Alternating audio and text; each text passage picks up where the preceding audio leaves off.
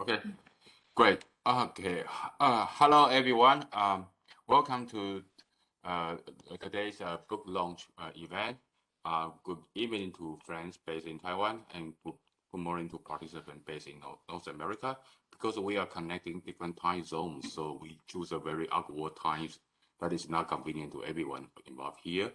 And today we are spotlight Dr. Lin Wei-ping's new book is called Island Fantasia. This one is about Mazu. And this book is published by Cambridge University Press.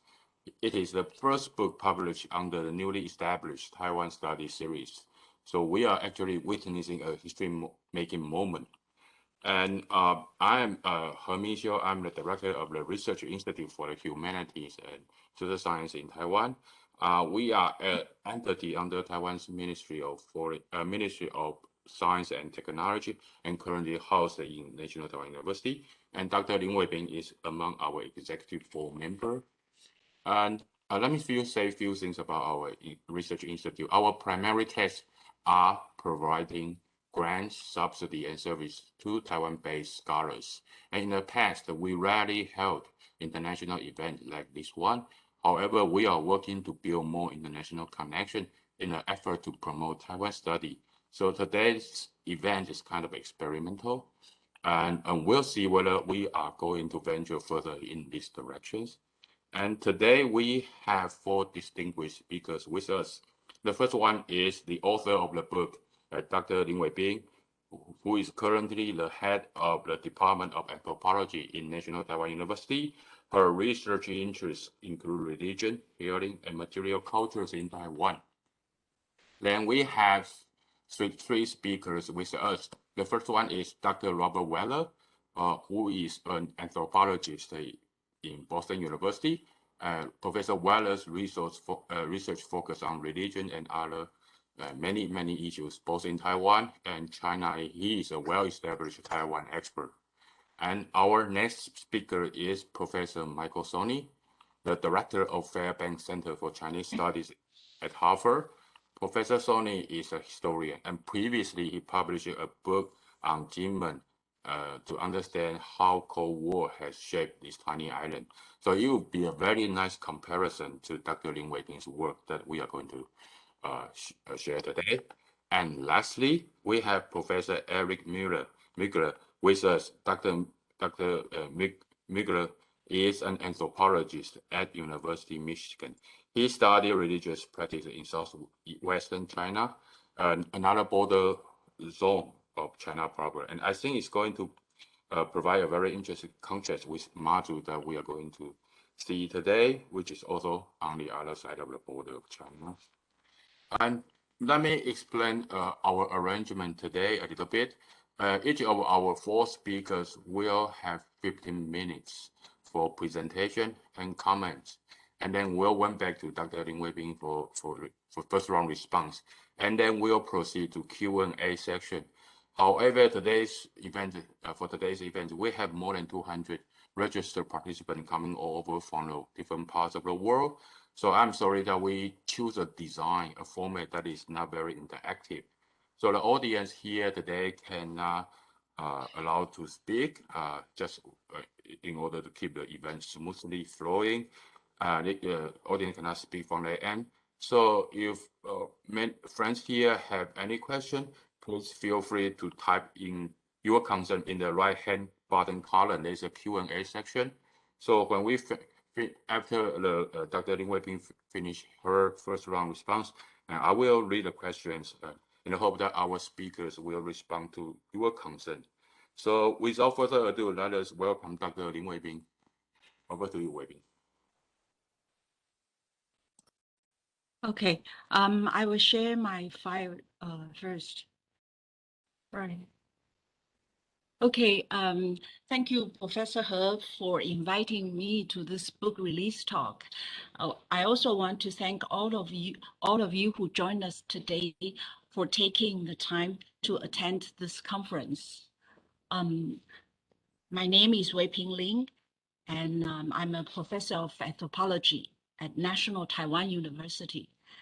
As the author of this book, which is the first publication of new Cambridge Taiwan series. I would like to introduce the series and my book to you. The Taiwan Study Series by Cambridge University Press was initiated by Professor Wang Taisheng from the Law School of National Taiwan University, Professor Tong Hanpu from Political Science, and myself. We invited Professor Richard Mason from Sociology and Professor Michael Szonyi from History to join us in the editorial board. We are delighted that they could attend this online conference today. Our aim is to publish high-quality works based on solid research and academic insights that can also make significant contributions to the literature in both humanities and social sciences. The 5 books initially planned for this series will study Taiwan's social complexities and transitions from the geopolitical perspective, while also focusing closely on the lives and cultural vibrancy of its people. We expect to present a nuanced and close to the ground analysis of Taiwan. At the same time, it features books authored by established and mid-career scholars from many disciplines, including economics, law, political science, sociology, history, and anthropology. It's open for scholars to submit their works. So Island Fantasia is the first book of this series. In this book, I take the Mazu Islands between China and Taiwan to analyze imagination, or more particularly, imagining subjects, their precarious situations, as well as their hopes for the future. Reuters has just published an article, a very long article, 4 or 5 days ago, in which blockading the Mazu Islands is scenario 1 in their speculation. As you can see on your left-hand side, this is the map I cut from the Reuters article. So this scenario 1 is their expectation about China's plans to invade Taiwan. Of course, there are more, but we can see the role of imagination has become very important now. In recent years, many anthropologists have begun to take notice of the social imaginaries and to recognize its importance in forming the common understandings of the collective practices that constitute social life. However, most previous studies are premised on the collective or the social without delving deeply into individual imagination, or more precisely, the imagining subject. This book aims to bring the individual subjects to the fore to understand their key role in our contemporary society. To do so, my book presents in-depth ethnographical materials drawn from the Mazu archipelago between China and Taiwan, which for a long time was an isolated outpost east China that was used as a temporary stopover by fishermen. Mazu was suddenly transformed into a military front line in 1949 by a happenstance of history, the Cold War, and the communist-nationalist conflict. There was this an ambivalent love-hate relationship between the people and the army. The nationalist army occupied the islands, commencing more than 40 long years of strict military rule. The army carry out, on one hand, the army carry out modern construction projects and provided new opportunities for education. As you can see from the figures on your left-hand side, this is the reservoir that they built in Nangan. And this is, old photo. This is the elementary school built in the Oxholm village where I conducted my fieldwork. So, but the arrival of the military state also engendered many conflicts and traumas among the people of Mazu. So for example, you can look at this map.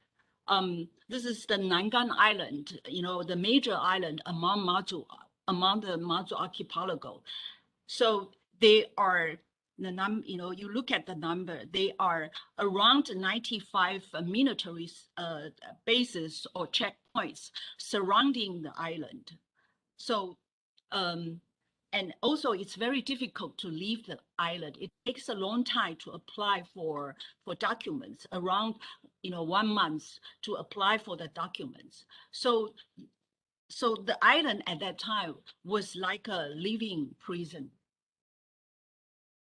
As the Cold War came to an end and martial law was eventually lifted in 1992, the people were confronted by existential questions of who they are, as well as how to redefine themselves and their place in the new world. Above all, how could the islands move forward in such a way as to surmount their fate as either an ignored outpost on the periphery of the state, as Mazu was for most of its history, or a subjugated area under the strictures of military control. This book discusses how a series of plans for the development of the islands, or a series of new imaginaries, were proposed to explore possibilities for the future of Mazu. These imaginaries include the Eastern Fujian Cultural Village. For example, this one, this is a village called Qingbi. So it's the typical Eastern Fujian Cultural Village they rebuilt. Or they use pilgrimage, cross-strait pilgrimage as a kind of bridge, bridge connecting Taiwan and China again. Or they try to set up a gaming industry. They call it Asian Mediterranean, 亚洲地中海. So I discuss this social imaginaries, and the driving force, I argue, is the appearance of imagining subjects who are analyzed in this book from 3 different perspectives. Every person has the capacity to imagine, to develop and to define their imaginations over time into their own values and beliefs. Whether these imaginations are allowed to be revealed or developed, however, is conditional on certain circumstances. So this book first traces the historical and social trajectories in Mazu during the frontier and the military periods to explicate why the individual imagination was largely concealed or expressed only privately during that time. For example, through gambling practices of the people. Second, this book discusses how new imaginaries are devised by key social actors. In the case of Mazu, they were the generation who went to work in Taiwan or were sent there to study during the period of military rule, according to a government policy of guaranteed admission, 保送制度, and who subsequently returned home to Mazu to work. These people had grown up in Mazu and had experienced the hardships and traumas of military rule. After working or studying in Taiwan, they realigned their past war zone experiences and their newly acquired knowledge and went on to propose several new blueprints for the island's collective future. The thrust of my argument is that these island imaginaries, as I call them, were not only the result of changing political economic conditions, rather they were a series of self-explorations by a lone oppressed populace to try and to rediscover the islands, as well as to find a new identity and a way of existing meaningfully in the world. However, this is not to suggest that a certain group or generation could dominate or unilaterally determine the formation of the social imaginary. Rather, I highlight how this generation in Mazu, which is presently middle-aged, has been constantly challenged by and has had to negotiate with those who have very different historical experiences and social lives from them. For example, this middle-aged generation, when advocating community building project, 社造, encountered resistance from the older generation of fishermen who struggled for their livelihoods at sea. The youngest members of society who grew up after the military rule and have no experience of living in wartime were also against the developing casino industry. Thus, how the individual imagination can extend and transform into a broader social imaginary is the third concern of my book. I take the analytical perspective of subjectification from Foucault and from Henrietta Moore to probe the process by which individuals use mediating technologies to forge ethical imaginations, thus expanding social relations and creating new cultural identifications. The forms of mediating technologies discussed in this book include digital media, newly invented ritual and myth, material practices, and the force of neoliberalism. I demonstrate that the mediating process involves not only thought and reflection, but also unconscious affect and fantasy. I point out that these imaginaries are not emulations of the new regional and global order, but rather reconfigurations of Mazu's place within it. The significance of imagination, therefore, resides not in its immediate effects, but in its capacity to create potentialities for the future. Or imagination is at least a haven or illusion for the people to escape, if only temporarily, their predicaments or marginalization.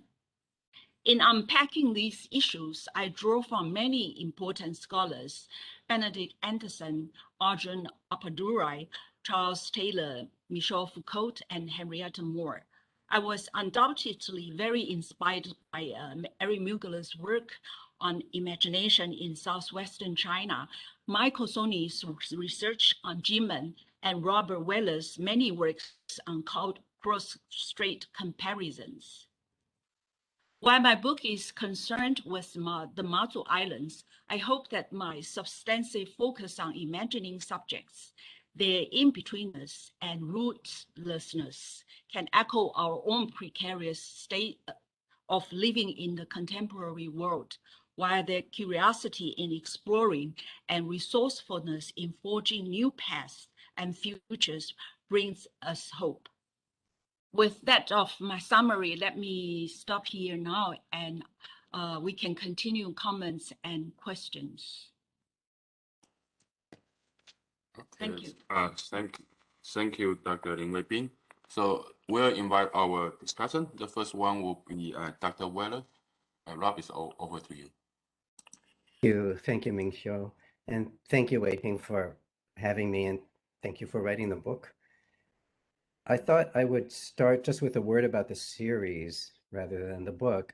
It's really exciting to have a series dedicated to Taiwan studies.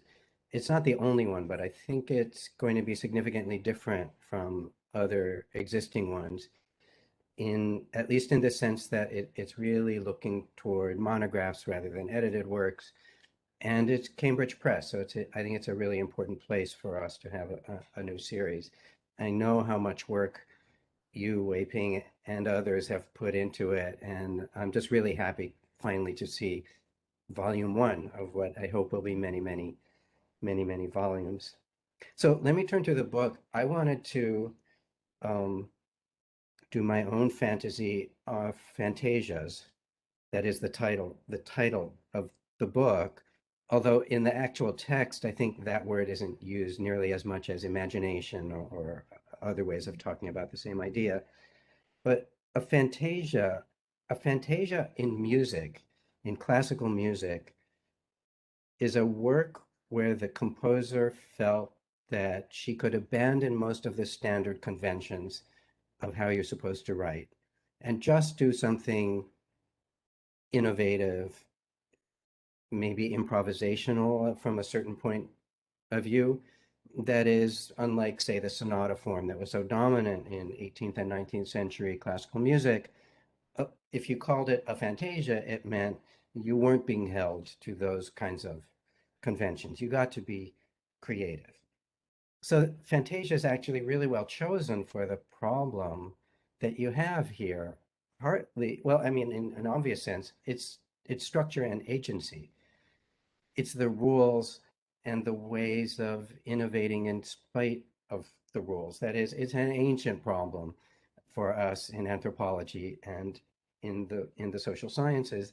And I like thinking about it in the music form, partly because, you know, when that composer says, oh, I'm going to avoid all the rules and do it my own way, that composer's still following all kinds of rules and conventions. There's a tonality, right? There's a scale. There's a rhythmic pattern. And, you know, in the end, there's the physics of sound, right? Another set of rules that you can't avoid and still call what you're doing music in any sense. And then there's the people who play that fantasia, the musicians.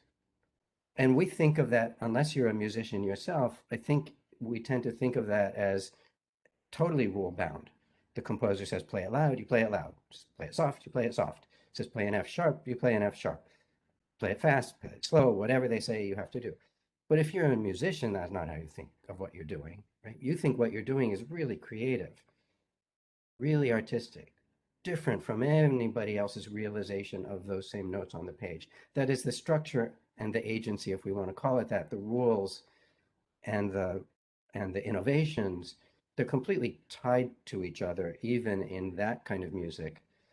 Or we think of jazz as the other side, right?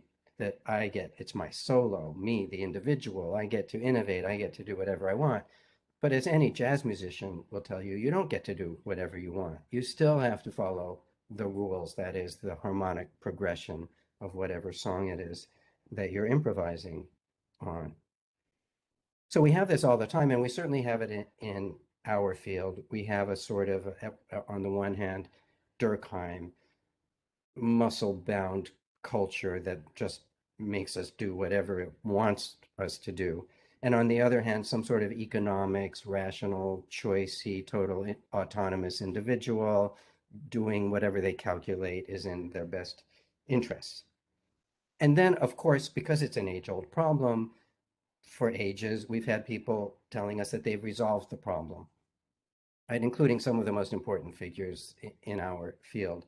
So I'm thinking maybe a Frederick Barth, who always wanted to be in that in-between space, or more famously, Pierre Bourdieu, right, who claims to have resolved this problem for all time. And, you know, what happens to both of them? Ask a first-year graduate student about Barth, and they'll say, oh, methodological individualist. That is, they don't give him that space in between. They shove him back into the rational choice one. And ask that person about Bourdieu, and we'll find out that Bourdieu gets read as a sort of structural determinist, right? Habitus turns into that.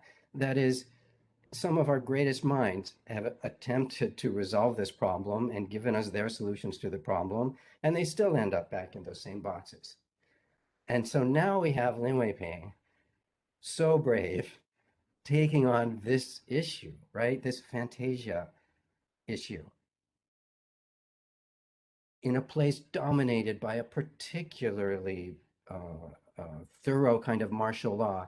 How do you find the space to live a life in a place? I don't think she mentioned this, but you know, there's a chapter in a place dominated by a kind of taken for granted patriarchy. How do women find a path forward that's new in a place that's just the total back of beyond, a place with no future, so few possibilities? How is it that people nevertheless are imagining all kinds of futures for the place? So that's her problem here. So how is our Wei-ping going to avoid, you know, getting thrown into one of those boxes? And her answer is really a focus on mediation, or what she, in a rather nice turn of phrase that she uses, technologies of the imagination. That is, the the material realizations of those kinds of things. And the chapters take us through like a fascinating and eclectic set of what those are. We have gambling, both little gambling, like how do I smuggle mahjong tiles from Taiwan onto the island in bamboo tubes or gas drums, whatever they were. I don't know why that was such a memorable scene for me, the bamboo tubes of mahjong tiles, but there it is. But gambling big too, right? That so-called Asian Mediterranean idea, which sounds like it will never happen, but it was certainly imagined in some great detail and voted on by people. Religion, temple construction, right? We have a chapter on a temple that is a material, again, a material thing, a temple, and another chapter on pilgrimages, again, material actions taken in the world as kinds of mediations, both the material as what has to mediate our imagination, but also mediation in the sense of communication. Pilgrimages, right, because you're moving around. But also, Wei-ping has for a long time been one of the innovators in the study of new social media in anthropology and especially the anthropology of Taiwan. And so we have some really interesting chapters on that as well here. So that at the theoretical level, that's her attempt is through this mediation idea or through these technologies of the imagination idea.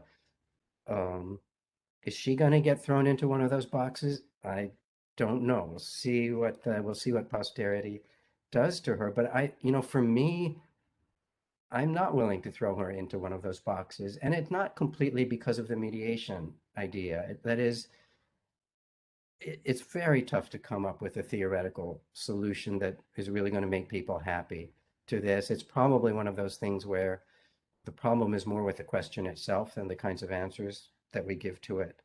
But I think there's a more important way of going about it that's really maybe Wei-ping, who's such a strong anthropologist in so many ways, but maybe her greatest strength is, if we think about structure and agency in our lives as actual people in the world, it's not such a big deal. We all think we have free will that we exercise. We all recognize that we exercise it within a system that we don't entirely control, and we get along with our lives without worrying about it any more than that musician is particularly worried about it as they perform their jazz solo or play somebody's classical composition. So what's the answer, right? The other side of the answer is not a theoretical answer. The other side of the answer is look at real people as they're experiencing these changes and thinking about these changes over time in a tiny place. And this is what Wei-ping has always done, from her dissertation through her first book and now in this book, she's like an anthropologist. She really gives us people, right? One of my tests for what's a good ethnography is, can I name some actual people? Do I have a feeling for an individual after reading this book? And with her work, the answer is always emphatically yes to that. And so I think the argument is compelling, not just because there's an interesting theoretical angle taken on it. The argument is really compelling because this debate fades into the background when we're really looking at how people experience things, and especially the sensitivity we see to people changing over time. Right? So since Michael Szonyi is here, it's a tiny time frame for a historian. But she's followed these places for years, and that for an anthropologist, that's already a significantly long time frame, long enough to see real changes and to document real changes in people's lives, in patterns of gambling, in women's lives, in patterns of pilgrimage, right? We see all of that coming and going as people are reworking their subjectivities, recreating possibilities of imagination. And I just wanted to end saying that that's one of the things I've always admired about Wei-ping as an anthropologist, and I think is really one of the most important contributions of this book. So thank you. Okay, thank you, Rob. It's a very warm and generous comment. I like the way that you bring out the Fantasia is not just a musical metaphor. It's actually aligns the theoretical meaning of structure and agency, and you beautifully bring a lot of episodes in the book I like very much. So thank you so much. And next up, we'll have Professor Michael Szonyi. Michael, you have the floor. Thanks so much, Ming-sho, for introducing me. Thank you, Wei-ping, and everyone for organizing this event. Following Wei-ping's lead, I will say that my name is Michael Szonyi, and Ming-sho has already introduced me in terms of my profession, but I am also a proud editorial board member of the Cambridge Taiwan Studies Series, and also a proud friend of Lin Wei-ping. So I'm very glad to be here today. So Rob is knows a great deal about music, and is an expert musician. I am in middle age, trying to learn about music, and know not very much about music, but I'm going to try to do some improv based on Rob's remarks. Before I start, I should just mention the extraordinary coincidence that it was 5 years ago today that Lin Wei-ping held a wonderful event at NTU, at Taida, for the launch of the Chinese edition of Cold War Island. So it's just wonderful to be able to return the favor. Unfortunately, Wei-ping had to organize both events, which doesn't seem quite fair. But anyways, it's just remarkable to be able to repay the favor of engaging with her book in the way that she and her colleagues and students engaged with mine. With that said, I'm sure that Lin Wei-ping would be very disappointed if I just sang the praises of the book. There's a lot to praise in the book, but I don't think that's the outcome that she would really like from today. So there are a couple of ways in which someone with my background as the author of a study of Jinmen might approach the question of island fantasia. The most obvious, of course, is comparison. Ming-sho mentioned this possibility in his introduction. And because of our subjects of study, because Wei-ping has been working on Mazu and me on Jinmen for so many years, we've actually done a lot of what we might call tag team presentations, where she talks about her place and I talk about mine. We've done them in the US, we've done them in Taiwan, we've done them in Hong Kong. There are some interesting contrasts between the two places. Jinmen, a place of permanent settlement, Mazu much more a temporary outpost, Jinmen a place very much shaped by its status as a Qiaoxiang, as a homeland of overseas Chinese, Mazu much less so. Different patterns of migration and return to Taiwan in the 1950s and beyond. But I don't think actually that's the most interesting way to approach these two books. What is common about the two places is far more interesting. These are both places that have been deeply affected, as Wei-ping just said, deeply affected by happenstance, by geopolitical change. That's right. They've been deeply affected by geopolitical change, and the reasons for that are happenstance. In a sense, these are two fascinating natural experiments in the interaction of global geopolitical forces and local society. They are also places, and Wei-ping, I think, pointed this out nicely with her image from the Reuters report, but Mazu was in the New York Times earlier this week. These are in an article on defense vulnerabilities in Taiwan. These are places that are often in the global imagination reduced to their geopolitical significance. These are places that matter for geopolitical reasons. And one of the lessons of Wei-ping's book in particular, but I think both our books, is that human societies are not reducible in this way, that there is a violence to reducing human societies to emblems of geopolitical forces. So a second way of approaching this question might be from a disciplinary perspective. How does a historian look at the work of an anthropologist and so on? Wei-ping and I have talked about this issue a lot over now decades. I don't think that's really where our contribution lies. I think both of us, she's a historically minded anthropologist, and I aspire to be an anthropologically minded historian, but I don't think either of us are really making particularly significant contributions in that disciplinary conversation. What I want to talk about today instead is what really struck me on rereading the book last week is how different our relationships are with the places that we study and the societies that we study, and what we do also with our kind of narrative strategies. So, as I mentioned, I'm doing a little improvisation here, but Rob talked about structure versus agency, and I'm going to talk a little bit about that. But I'm also struck by the differences in, I think, what are our different styles of what Hayden White would call emplotment. That is to say, how we narrate how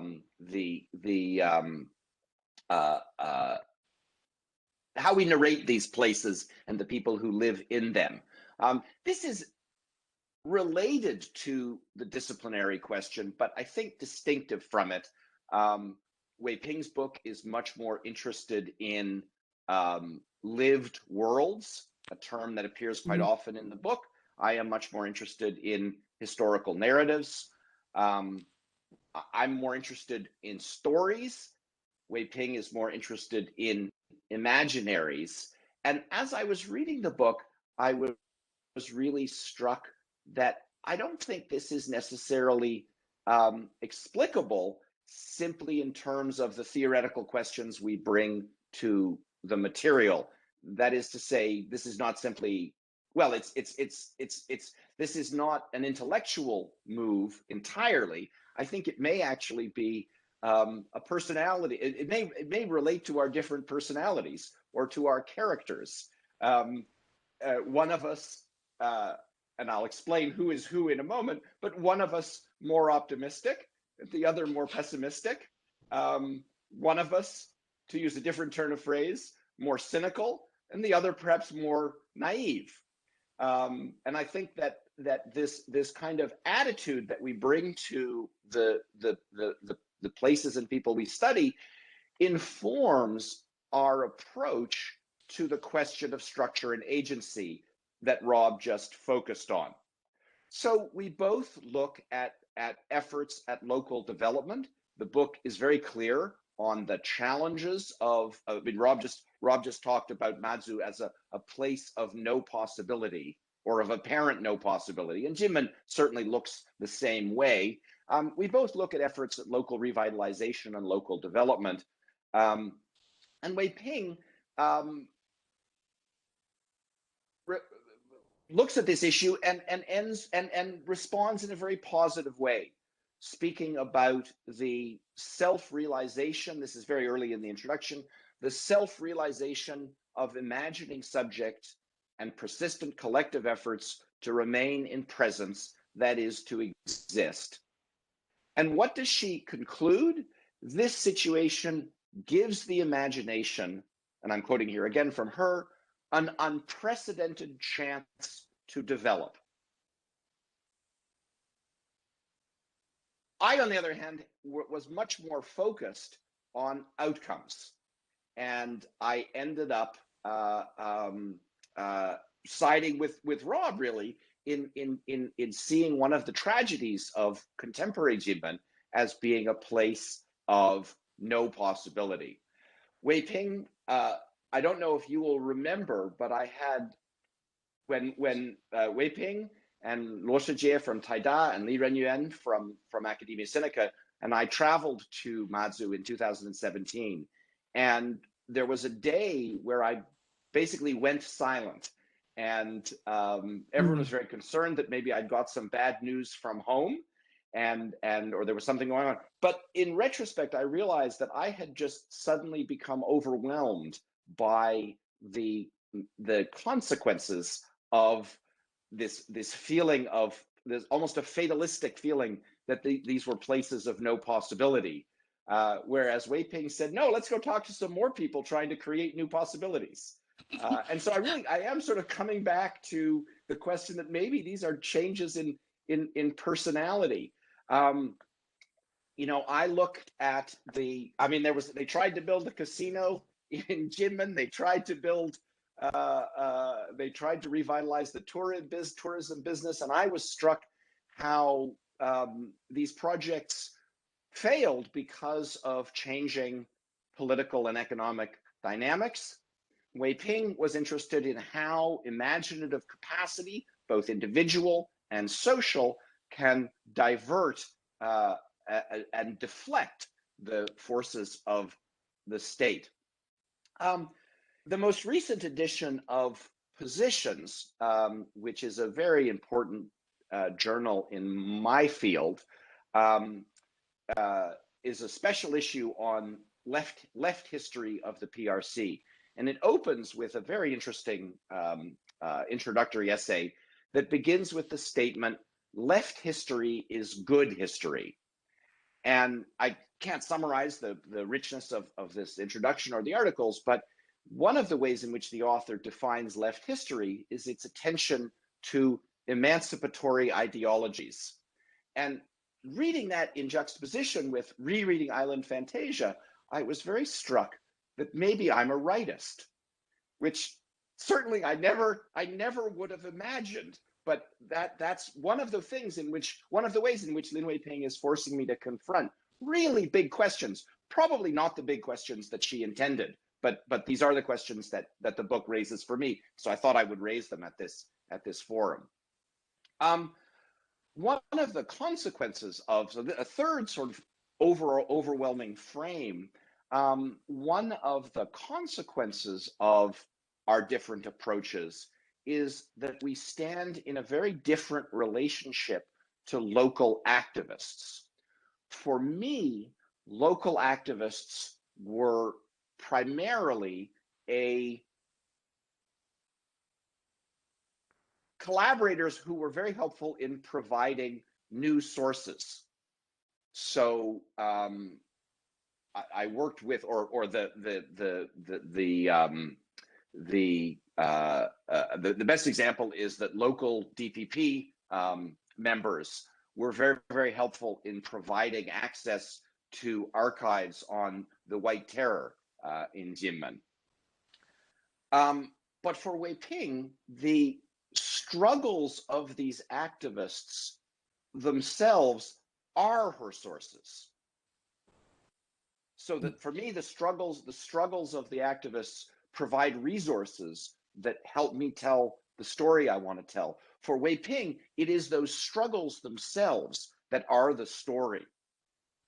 And so I wonder if standing apart may be more difficult for Wei-ping than it is for me, and this in turn may shape her emplotment, the narratives she tells about these activisms.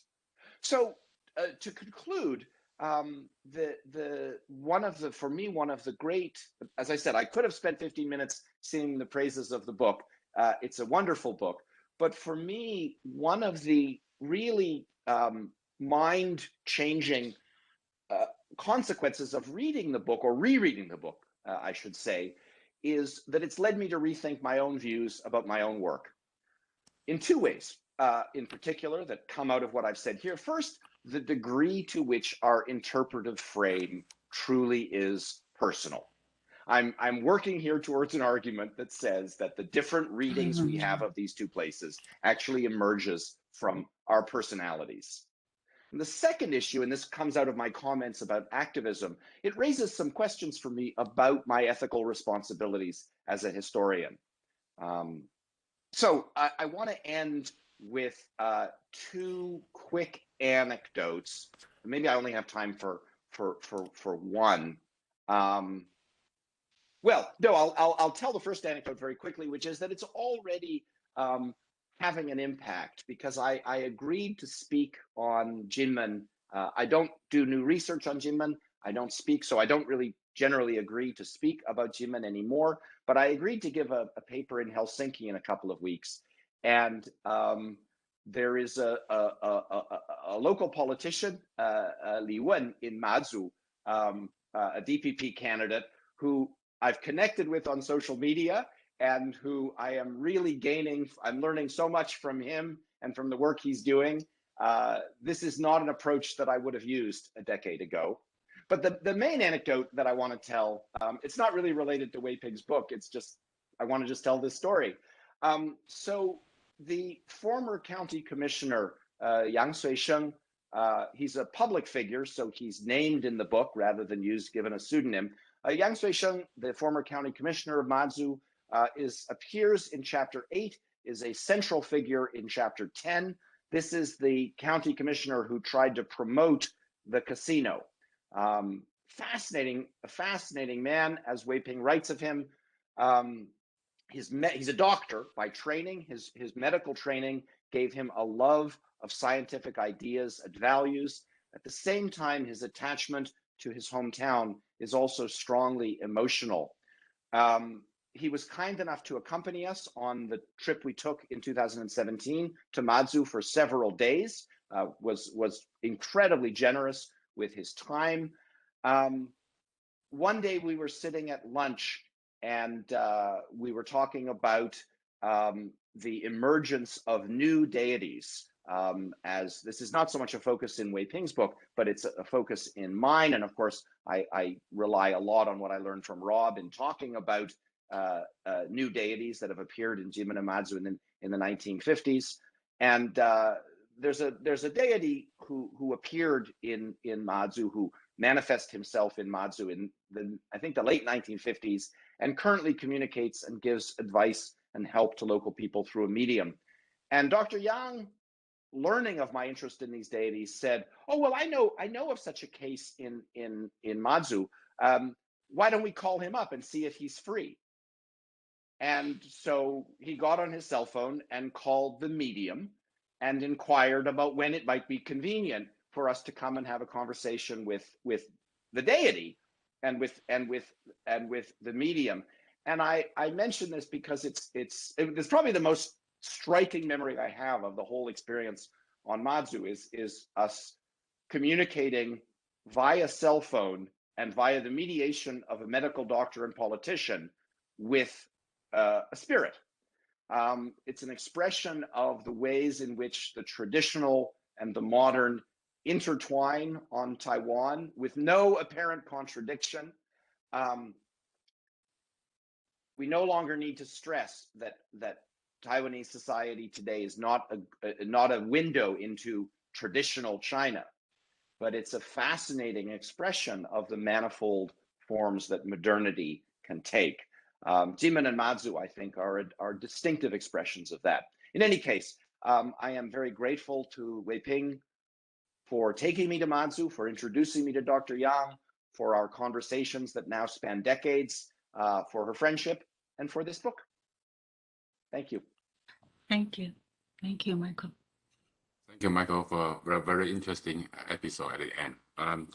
Okay, in the interest of time, we'll move to our third speaker, Professor Erik Mueggler. Now, the floor is yours. Please go ahead. Thank you. Thank you so much. It's really a pleasure to be invited to help celebrate this fine new book. Actually, if I may say so, it's also really a pleasure to hear from Rob Weller and Michael Szonyi. Always brilliant, both of them, and maybe a pleasure I hadn't really expected, because I was thinking mostly about this book and what it must be like to live on those islands in the mist in a stone house, cut off from the ocean by nearly 100 military installations. But so it was exciting to see an earlier version of chapter 9 on pilgrimage and social imaginary and comparative studies in society and history, and then to anticipate the shape that the book might take, and then finally to see it published in this beautifully realized and beautifully illustrated form. There's just a lot to appreciate about this book. It gives me another reason to love anthropology, and I actually can't say that about a lot of anthropology books. So in what other discipline would a handful of people on a sparsely settled, once important, but now largely forgotten set of islands be valued in this carefully nuanced, historically aware way? So, I mean, Michael has shown us that history can sometimes do this, anthropologically aware history, but the task of exploring and valuing the lived worlds, as Lin Wei-ping puts it, of devalued, peripheralized, invisible, or forgotten peoples is really left to anthropology. And I just find this book very moving, in part just because of the ways that it does that. In particular, the ways that it does that during an era when these people seem just so cut off by the geopolitical situation. So, and the book's a history of place. Yes, and so it shows repeatedly how these islands were kind of remade through imaginative inscription in various media that were then, I guess, metaphorically sedimented into the rocks and soil of this place. It's not a new idea at all, but it's an idea that Lin Wei-ping demonstrates with really exceptional clarity. So I wanted to say something about both those points. First, that it's not a new idea, and that's actually what gives it, in a way, gives it its importance. In various forms, this idea has been nurtured in the discipline of anthropology since the early 20th century. For instance, in an interesting passage, Lin Wei-ping mentions the Trobriand Islands. She says the Matsu archipelago and the Trobriands have in common their small size, their geographical isolation. And then she says, but it's the Trobrianders' imaginative capacity and adventurous explorations that truly capture our attention. So, just to remind you, in the Trobriands, armbands and necklaces made their way around this ring of islands in opposite directions, and the histories of their passage were actually inscribed in these valuables as lists of the names of previous owners and then recited it at each exchange. And Malinowski claimed that no individual Trobriander had the entire ring of islands mapped out in his head, but the necklaces and armbands actually carried records, of their progress from island to island with them. And though nothing was written on them, they were in this way inscriptive media, imaginative records that drew the islands together into a single system. And then the fame of particular Trobrianders expanded through that ring of islands with the valuables that bore their names. So persons were kind of mapped onto this ring of islands, the shape of the archipelago echoing in the shapes of persons' aspirations for fame and honor.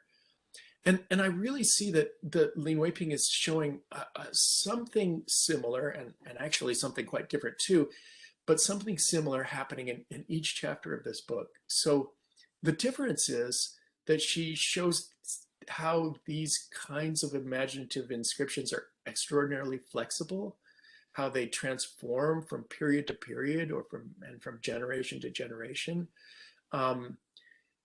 So like it begins, I think, even with the Cao descendants that inscribe the shape of their clan into the island itself with as they build their houses, isolating the sort of 8th branch of the Cao clan, which was apparently adopted into the lineage, just as this branch was isolated on the mainland, so that the shape of clan relations, which really at the time was the shape of personhood in a way, is stretched out, extended over the sea from mainland to island. And that deliberate choice of distancing one house from the others was doubtless felt by the descendants of the 8th branch as sort of stamped into their souls, as determining their possibilities in life in some ways, perhaps even after their deaths, in those makeshift ancestral halls in the island's homes. And then, so it begins there, and then, each chapter takes this up in a new way, and then it ends, with a kind of new form of person, a person who like shops in Fujian and parties in Taiwan and imagines a future Matsu as the new Macau, drawing in high-income gamblers from the entire southeastern coast of China. And then at each step in between, Lin Wei-ping is showing us how the islands are reimagined, how these imaginings work their way into the ways that temples are built and women organize and gamblers gamble, and the mist sort of suffocates like that ring of military installations around the shore. And just as in the Trobriands, these islands, both as rock and soil and as fantasy, are shaping the subjectivities of their residents and their former residents. And my favorite one, if I must say, and this is just, maybe because I love the pictures, I like pictures, but my favorite of these chapters was the beautifully illustrated chapter about the married couple who created the book, The Wartime Childhood of Lei Meng-di, which was first published in serial form on the web in Matsu Online, but then became a book. And, one of the interesting things about this chapter to me is that it doesn't even happen on the island, right? I mean, that is to say the chapter itself, but it shows how the wartime island was recreated through the vivid memories of a child, and at the same time shows that only by re-experiencing these memories and inscribing them in art was the illustrator Chen Tianxun to find the islands again in himself, and then to begin to recover from his trauma of living there under military obligation. His wife plays a kind of anthropologist role in this story, writing about her husband's memories in stories that are admired by Matsu Islanders, even though she never has lived on the island herself. And according to her husband Chen, her distance from the island allows her to reinterpret his memories in her own voice and inflect them with other layers of meaning. And this is, I kind of see, Lin Wei-ping doing this in her own way throughout the whole book, right? Because, right. She frames the book as attending to individual imagining subjects. But if you look at, in every chapter, including this one, we actually see these individual imaginings taking on substance only as they are reinscribed as social imaginings. And we just see the distinctions between individual and social melting away very rapidly as soon as she establishes an individual. Then we see that because they're describing this shared place, then immediately everything that they do is also social. So it's not just, say, to take this chapter about the childhood of Lei Meng-di. Again, it's not just that the memories of Chen Shentian and his wife collectively recreate, gain recognition in the islands as expressing a kind of reimagined wartime island in a way that reignites and reshapes the memories of many other people. It's not just that, it's also that, like, we can see that these memories were already socially produced from the beginning. I mean, in the child's life on the islands, there's no point where these memories can definitively be identified as individual, belonging to Chen alone. So, I mean, I'm not saying that we don't, have private fantasies. Of course we all do. It's just that I guess it's that place, and this is really about place, any place, an island or the earth, right, is a social phenomenon, and it lends social force to each of the imaginative reinscriptions that become sedimented into it. And I love the way that this book demonstrates this crucially important truth superbly well in each portrait of the islands and their residents. So I really learned a lot from it, and I expect to continue to learn from it as I kind of try to figure out its implications for the projects that I'm doing, that I'm continuing to do. So thank you so much. Okay, thank you, Eric. Thank I you. also love the chapter on Raimondi the best. I think it's the most beautiful chapter. I really encapsulate the power of imagination, even for a person that who has a traumatized past, but through the power of retelling one's past, through pictures, through drawings, that it help one to confront and be reconciled with one's past. I think that is the most beautiful chapter, no doubt about that. Thank you so much. So I think we should get time for Dr. Lin Wei-ping to respond to all the comments that she had collected. So Dr. Lin Wei-ping, you have the floor. Right. Thank you, Rob and Michael and Eric. You are very generous, and I know you keep your criticism in your mind. So in the future, I would try to talk to you in person. So I just for Rob's part, I'm so grateful that you relate music with this piece. I have to admit that although I named this book as Island Fantasia, I did not really develop that musical part so much.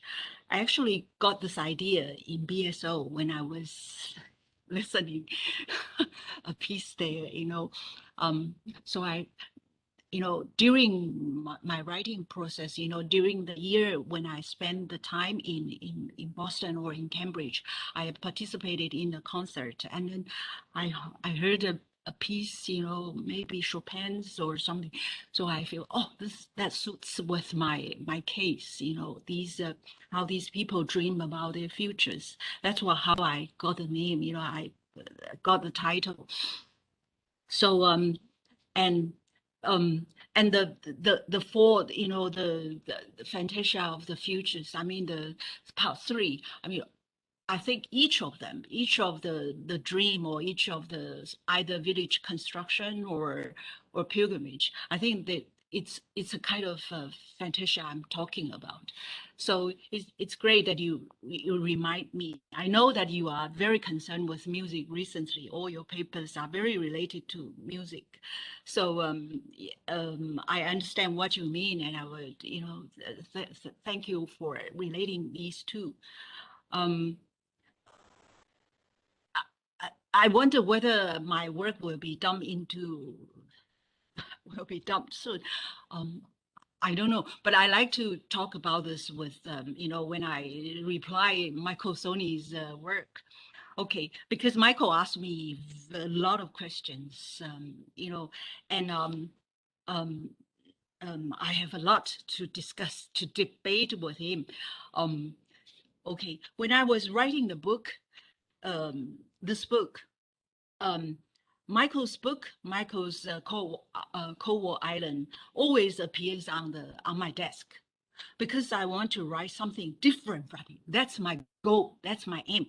So I need to do something different from him, to show that how anthropologists think in a different way from historians. So when I write each chapter, every of the chapter, I try to be different from Michael. I don't know whether I persuade Michael or not. For example, when I talk about the military rule, I hardly discuss policies or institutions, because I think Michael has done it so well. So I don't need to repeat it again. You see, what I need to do is to show the terror, or the hidden trauma that people don't dare to speak out. So that's why I talk about the love triangle case, or how women make money on markets, in the markets. That's their daily life, how they do gamble, even after their business. of different daily life, how they do gamble, how they arrange their time to fit with their business. So I think this is what Michael hasn't, how should I say? I mean, what anthropologists are different from, historians, because basically, I think Michael has done a lot on this in describing these institutions or policies. So my job is not to do that. Instead of that, I should pay more attention to their daily life and very detailed daily life, ordinary life. So in a way, I think my conclusion, I try to show that the culture also makes people different, also make Mazu different from Jinmen, because they have fishing tradition. I don't like to use the word culture so much.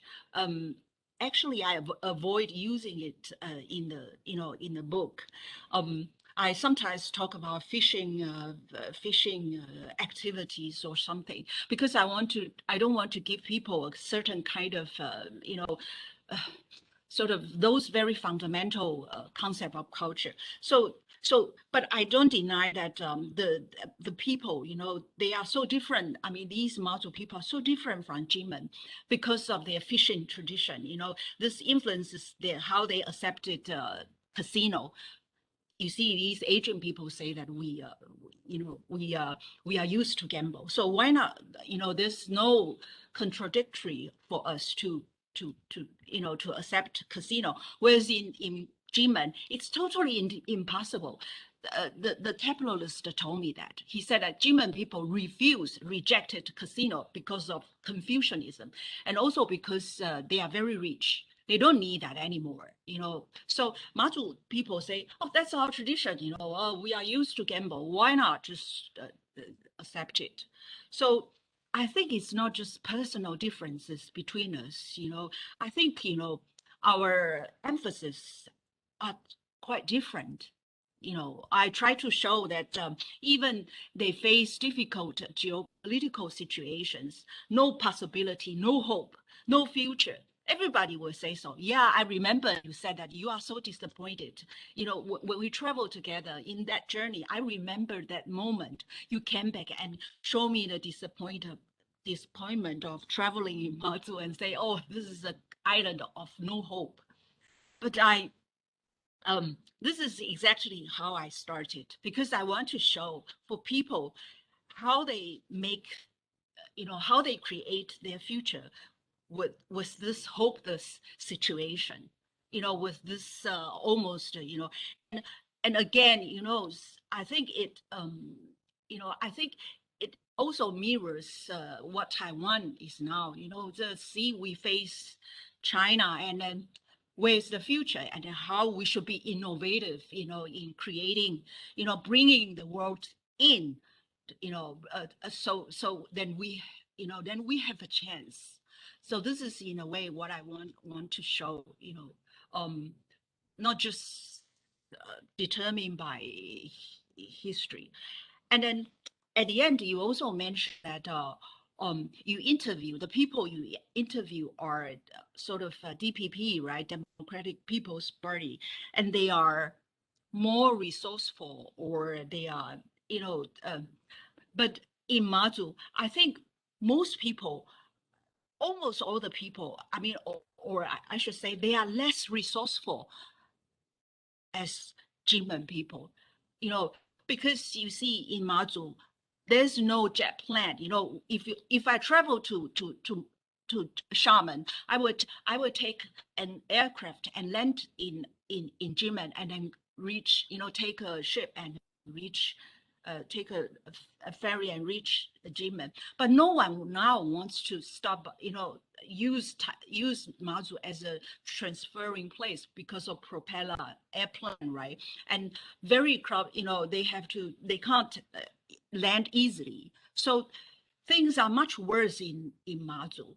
So that's why I think, we need to, these two places are so different. So we have to, how should I say? I think all the activists, you see the people I interview at the end, all the people in the final 3 chapters, they are actually they got either county commissioners or the head of tourist bureaus or county representatives. So they are not really the very poor people or something, but you see they still face so many struggles.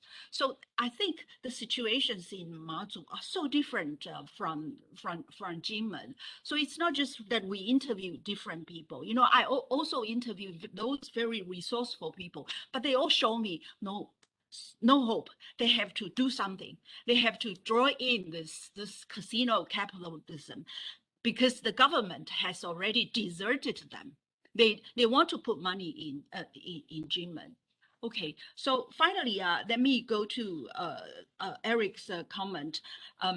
Erik's comments is always, so beautiful, and then reinterprets what I wrote, and I was thinking maybe when I was preparing this talk, I was thinking maybe Erik will question me would show a lot of disagreement with the way I use imagination. But Erik is very nicely and avoid I think the questions, maybe he doesn't really pursue the imagination, maybe he disagree with. Instead of that, he rereads and he reinterprets my work. Thank you very much, Erik.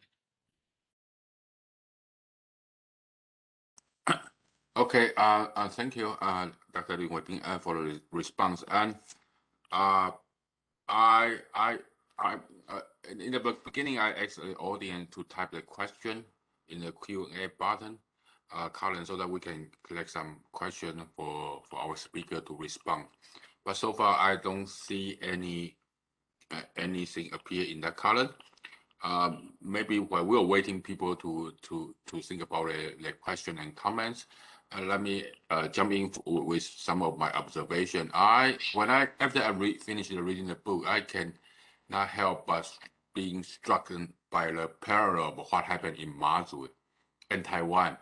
Actually, when I think the island Fantasia actually is such a beautiful title that actually you can apply that to Taiwan as well, because you find many parallels there. Although people in Taiwan didn't experience the harsh form of military control, but martial law itself is justified in the name of war making. So it's just a problem of degree, not in kind. And also, like the gambling that the military government tried to eradicate, but without success, can find a lot of religious practice in Taiwan that the government tried to reform in the name of modernity, but all failed. Now the religious practice in the form of folk religion still thrive in Taiwan. And also the process of migration and working in the factory, the proletarianization that Mazu people underwent, you can also find experience in Taiwan. And also when people have the chance to elect their politician, and with the coming of a community building and internet, people got freer space to express their opinion. The same thing happened in Taiwan. So through this story, I think Dr. Lin Wei-ping tried to tell us the power of imagination, the power of fantasy really keep one going, and it had a power to remake oneself and to choose a different picture. I think that really nicely tell the situation of what we find ourselves in Taiwan. I'm really glad that Wei-ping has said that. I think in her last response that we people in Taiwan are facing such a existential threat that it is really imagination and fantasy or fantasizing that keep us alive. Otherwise, we'll be overwhelmed by the structures. We'll be overwhelmed by the geopolitical powers that we are not going to survive. So I think the beyond Mazu, I think the book really have a broader thing for people who are concerned about Taiwan. So that's my take. So I just said that in order to save some time for our audience to type in their question. So let me check whether we have question right now or not. I don't think we have any questions so far, but let me give it time to our three discussants. Any Any second round comments, or you want to pursue the scene that you didn't have time? Rob, go ahead, please. I would love to. I was inspired by the other people. Partly Erik, the way Erik kept bringing up that fog image, which I guess is mostly Wei-ping mostly uses in that Meng-di chapter that all of us liked. But the fog, it's so Erik to pick up on the fog, in the sense that it's ambiguous and you don't really know quite what's going on in the fog, and it's a little bit scary. And it's poetic, and it totally, utterly captures what at least Lei Mengdi was trying to do as a description of what the Mazu Islands were like. It's like the perfect image. And it's also Erik-like in the sense that I wish I'd thought of it myself instead of listening to him do it. But for me, it gets at a Michael question that we didn't quite address in Michael's terms, which is, who's an optimist and who's a pessimist? Or are you an optimist, or are you, Wei-ping, a pessimist? Because the fog is kind of refusing that. It seems to me, I mean, Erik can jump in if he wants to, but the fog image is kind of refusing that discussion. Thank you. And yet, so I think that really struck me because somebody many years ago, a conference that Michael's colleague Bill Kirby organized, I had given a paper, and later that day, Ye Wenxin was the day, it was the first time I met her. She said, "So I heard your paper, and I can't figure out, are you an optimist or are you a pessimist?" And I think it was based around similar kinds of considerations. And Michael went in the direction of, it's so Wei-ping is Wei-ping, and I'm Michael, and we're not the same, and right, we have different personalities. And that it's not disciplinary. And yet his explanation of where they differ sounded pretty disciplinary to me. That is, for him, an anthropological sort of historian, not just a wannabe one, Michael, but a real one, I would say. Still, the people he interviews are passages to sources that he can use. And for Wei-ping, the people she interviews are the data. They are the data. There is no more important data than what those people say. Those are differences between how our fields understand what we're trying to accomplish there. So Wei-ping's answer to that about wanting to write the non-Szonyi book, that was cute. But I do think there's something disciplinary going on there. And I think particularly when we look at hope, it's hope that I'm hoping Wei-ping might come back on more. You know, as you framed it today in your opening remarks, Wei-ping, hope was at the center in the positive sense, in the I am, in fact, an optimist. You know, human life goes on. Even in a place like this, we can still have hope. But there is another foggier way of reading that book, which is so many of those plans never came to anything. And not even to mention the terrible stories like the love triangle, you know, where basically everybody ends up dead. Right? There's another way to understand what's going on there. So yes, people are still alive. You can wipe out a people without wiping out the individuals, right? That is, there's still, people find a way to make a life under all kinds of circumstances. And they also fail to make a life under all kinds of circumstances. So that the hope, anthropologists like hope because it's the story we always want to tell. Those put upon people at the bottom, they still have agency, they can still do things, it's not all power. But I don't know, right? I think it's a much more mixed bag than that. And maybe the best work, there's a lot of stuff coming out on hope right now in anthropology.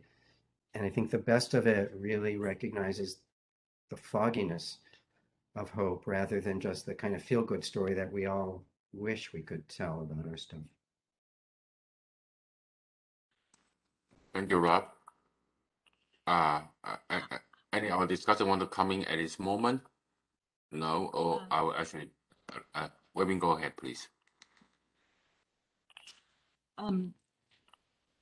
Yeah, I mean, in some occasions, people ask me all the projects or all the Fantasias failed, right? So so Rob also mentioned that, right? So why it seems that all these things are not working. So does the individual really have agency at all? Because all these fail. I can't say I shouldn't say everything. You know, at least in China. But I think, you know, what I try to say at the end, you know, is that I think anthropologists have a lot of things to learn from the people they study. They learn from, you know, what they have done, but they also learn from what they failed or only had partial success. Because I think these are important things that foreshadow the future. These things, I mean, maybe they are failed projects, but people just learn from this, and then next time when they have a chance, they will move forward. So I think we should study not just those successful cases, but we should also study those failed cases because they are very important for the future. I think that's the first point I want to say. You know, that kind of you know foreshadow thing.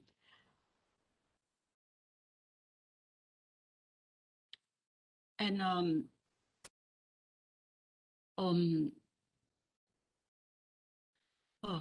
I okay, let me stop here. You know, I think I have some more, you know, okay, yeah. Okay, and Michael, to you. Thank you. I actually just want to first of all, Ming-sho, I know how challenging it is to be hosts of these events. It looks like there are comments coming up in two places, both the chat and the Q&A. So you unfortunately may need to go back and forth between both. While you're doing that, I actually want to pick up on a comment that Ming-sho, you made about the ways in which the study of Mazu can illuminate the situation on Taiwan, the parallels between the two experiences. I think that's absolutely correct. But I also want to add, and perhaps this is in the nature of anthropology, but it's not in the nature of history, that I think one of the that I think Wei-ping's goal is not simply to shed light on some bounded group of people in some bounded space, but actually to articulate some more broadly shared phenomena. And I think that's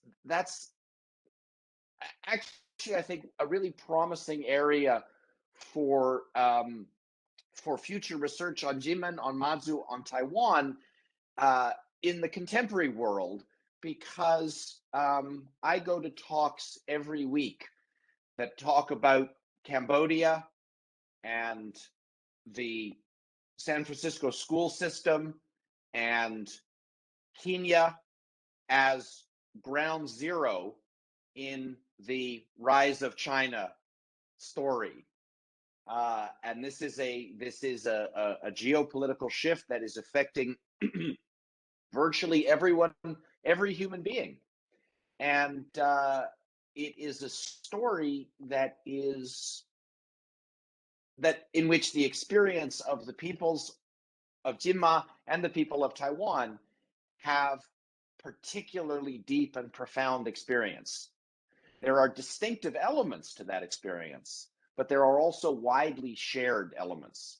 And so I think this is one of the things that makes Jinmen and Mazu and Taiwan so interesting right now, perhaps not for anthropological reasons, but for a particular, for understandings of how a geopolitical shift is going to affect all of our lives. These are three places with very, very useful experiences.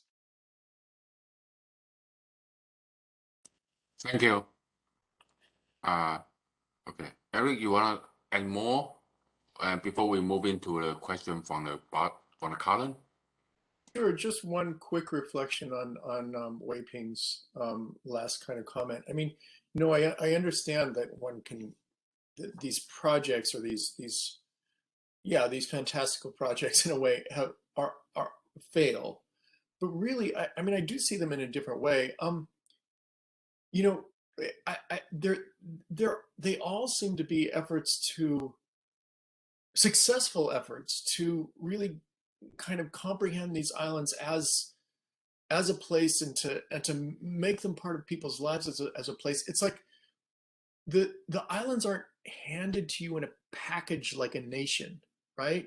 They have to be made. I mean, of course, there's lots and lots of work with that goes into making a nation, but these islands are being made and remade for people, and it's really clear in this book how Wei-ping shows how that's so important in the way that people sort of understand their lives and live their lives on this place. So it's not just about fantasies that don't come to pass. It's about people's really seriously kind of involved relationship with this, with these little islands that takes all this fantastical work in order to create that relationship. Anyway. Mm-hmm. Okay, thank you. So probably we should add here.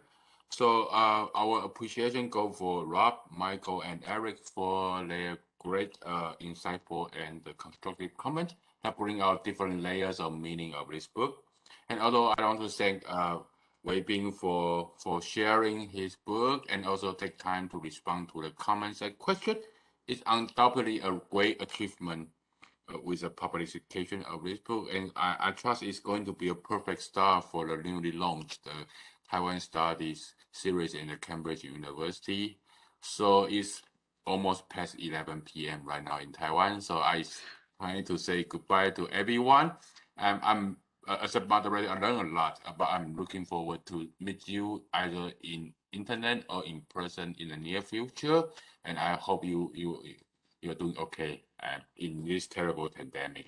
So see you and thank you, everyone. Thank you, Ming-sho. Thank you, Rob and Michael and Eric. Thank you so much for your great comments. Thank you.